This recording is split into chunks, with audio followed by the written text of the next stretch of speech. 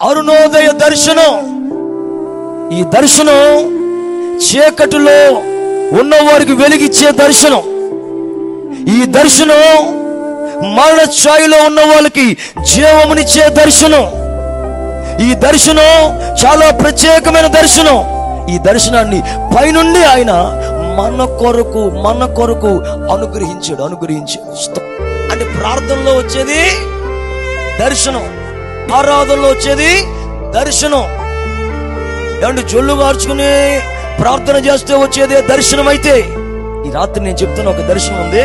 ఈ దర్శనం మీ భవిష్యత్తును నిర్దేశించే దర్శనం. మీ భవిష్యత్తును నిర్దేశిస్తుంది. మీ జీవితాన్ని విప్లవాత్మకంగా మారుస్తుంది. నీ జీవితంలో ఏ స్థితిలో ఉన్నావో ఆ స్థితిని తెలియజేసి నిన్ను కృపలో నిలవబెట్టే దర్శనం ఇది అరుణోదయ దర్శనం.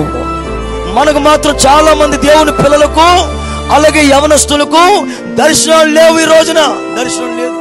ఈరోజు చాలా మంది పిల్లలకి చదువుతున్నారు కానీ వాళ్ళకు ఒక దర్శనం లేదు. అందుకని చదువుకుంటూనే సినిమా చుట్టూ తిరుగుతున్నారు, చదువుకుంటూనే విచ్చలవిడిగా చెలరేగిపోతున్నారు, మత్తు పదార్థాలకు బానిసలుగా మారుతూ భయంకరమైన డ్రగ్స్ కి ఎడిట్ అయిపోయి భయంకర విచ్చలవిడిగా చెలరేగిపోతూ వస్తున్నారు.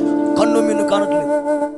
దేవుని మందిరానికి వస్తూనే ఉన్నారు, అక్రమమైన సంబంధాలతో కొనసాగుతున్నారని గల కారణం దర్శనం లేదు. చదువుకున్న పిల్లలకు ఉండవలసింది ఒక విజన్ ఉండాలి. చదువుకున్న పిల్లలకి, యవన కాలంలో ఉన్న బిడ్డలకు, దేవుని మందిరానికి వస్తున్న బిడ్డలకు ఒక గురి ఉండాలి, ఒక లక్ష్యం ఉండాలి. ఆ లక్ష్యం కొరకు పరిగెత్తాలి. లక్ష్యం లేకుండా పరిగెత్తకూడదు.